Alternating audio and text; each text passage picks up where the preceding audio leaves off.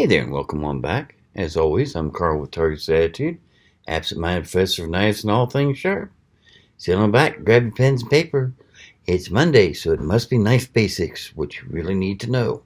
Today, talking about the parts of a knife.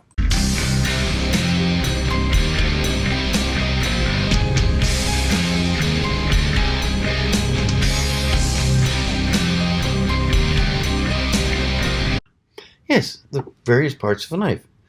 Probably the most basic thing when you start talking about knives, and probably the biggest thing that gives people new to the hobby pause is some of the terms for parts of knives. I mean, what do we mean when we mention the Ricasso? What is a primary bevel? What is a gut hook, for that matter? We'll explain all this. But first, a little bit of syllabus work, as always. If you're new to the channel, welcome. I do mainly knife reviews on Friday, occasionally a review of an occasional piece of camping gear, survival gear, lights, cooking equipment, compasses, that sort of thing. On Mondays here, we do knife basics, what you really need to know. It's aimed at those who are new to the world of knife collecting or new to knives in general. We basically try to explain the ins and outs, gives you the basic information you need so that when you're talking to someone at a knife show or at a knife shop, you don't have to end up sitting there going, okay, I guess. Yeah, what he said. Hopefully this will give you a little bit more information so you know a little better what they're talking about. For those of you who have been with us for a while, welcome back. Got just one question for y'all. Have you subscribed yet? Yeah, you knew I was going to ask. I mean, come on, man.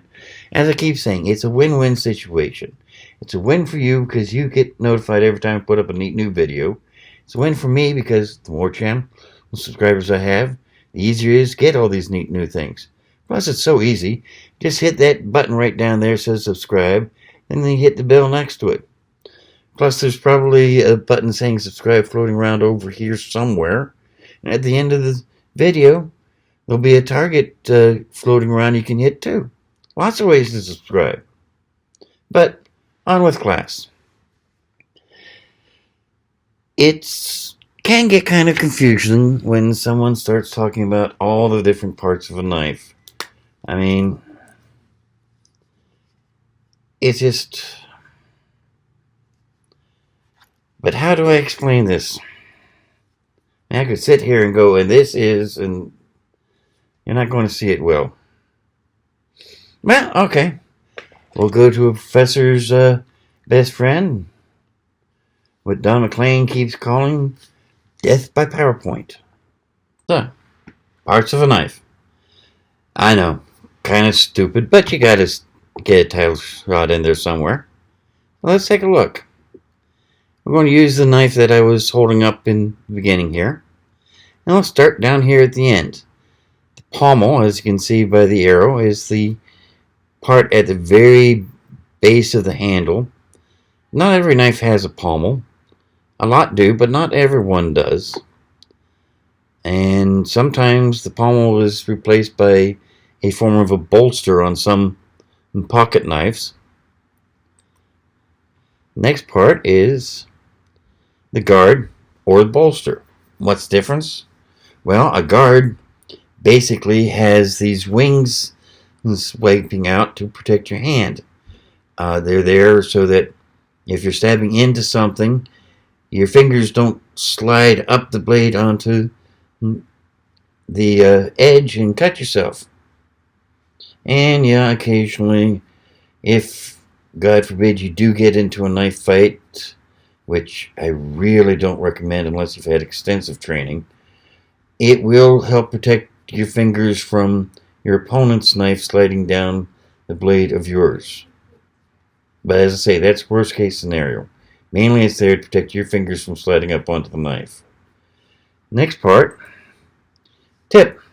Seems easy and plain and simple. Also called a point.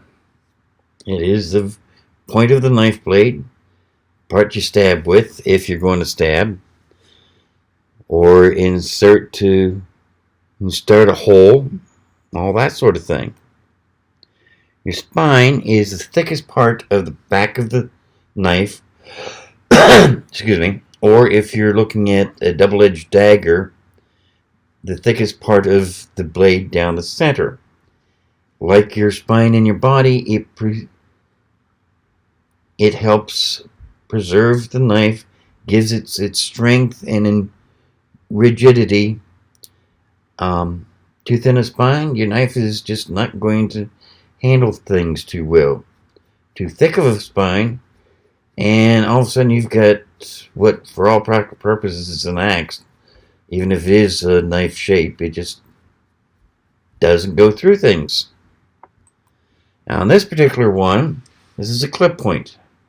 You can see where I put it. I pointed out the clip. It's also got a false edge, which means that the back of the knife along the clip has been angled in. It's not sharp, but it looks like it should be. You also find false edges on knives that are really meant to be stabbed into things. A lot of hunting knives will have them because you've got to get your knife into your animal in order to start processing it. It's also useful when you're stabbing into a box to try to open the box or something like that. Your edge, again, very simple. It's cutting edge. It's where what you need to keep sharp. The belly, this is where things start to get a little confusing for some people. The belly is that curved part of the blade. Some knives have more belly than others, meaning they've got more curved portion.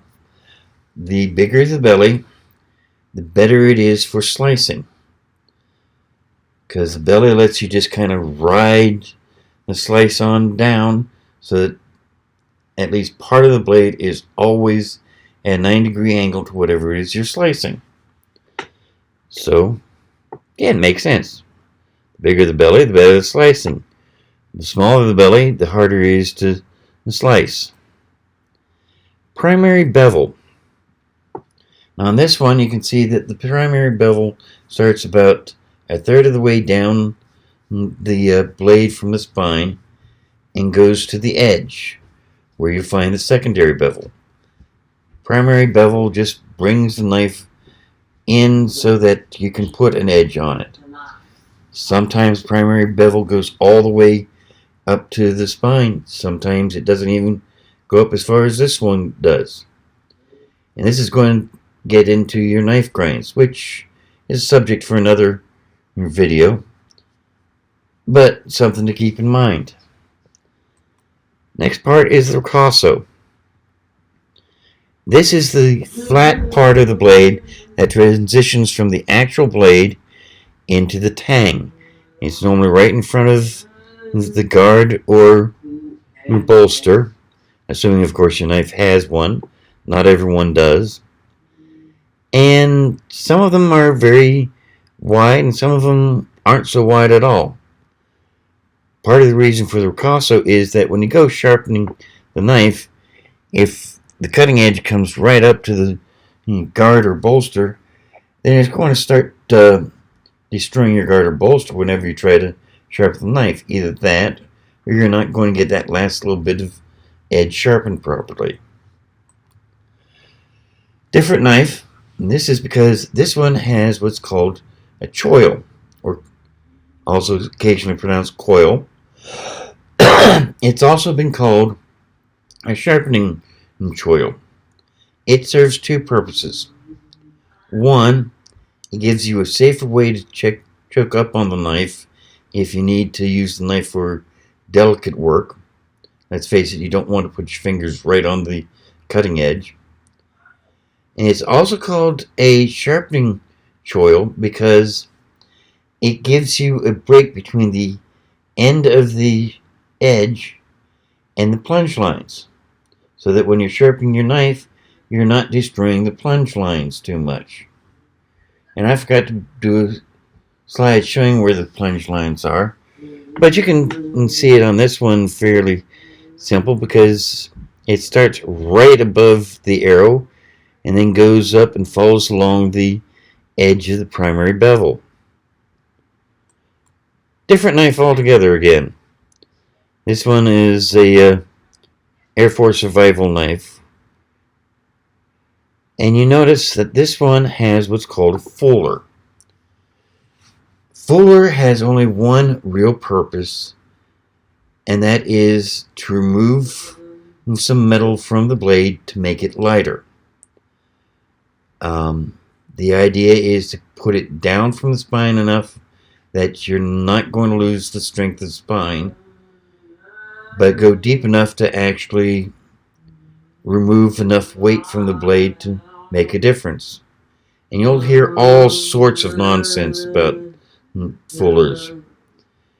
Some people will try to tell you that it's actually a blood groove and start talking about how it lets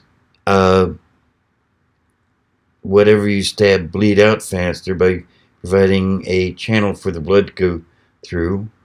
Or I've also heard people try to claim that it allows you to pull your blade out better because it gives a way for you to break the suction for when you stab into an animal or something.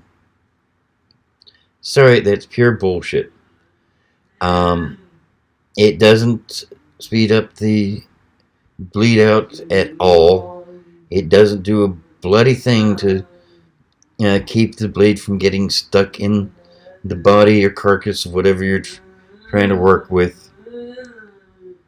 It is there purely to lighten up the blade, and occasionally you'll get someone to put one in, not because the blade needs to be lightened up, but because they just think it's neat.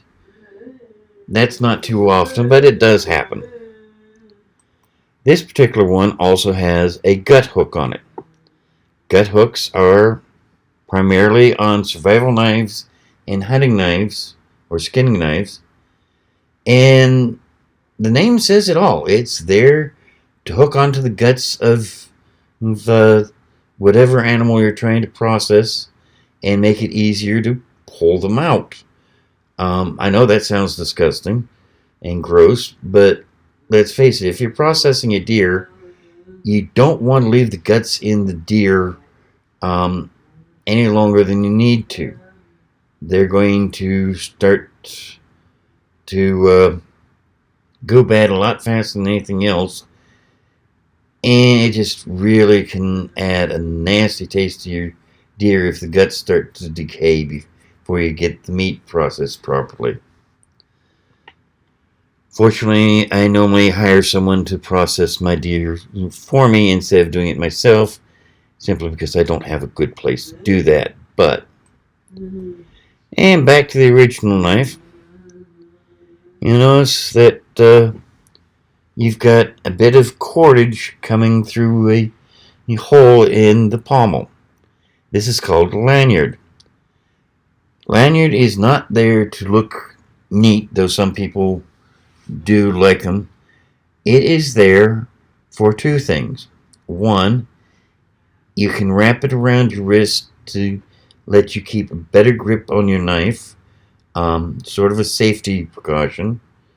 If you ever watch Forged in Fire, you'll notice them adding lanyards to a lot of the knives they're going to test, and it's strictly to help make sure that they keep a grip on them. If something happens, the handle breaks or something like that, the lanyard keeps the knife from flying out of their hands.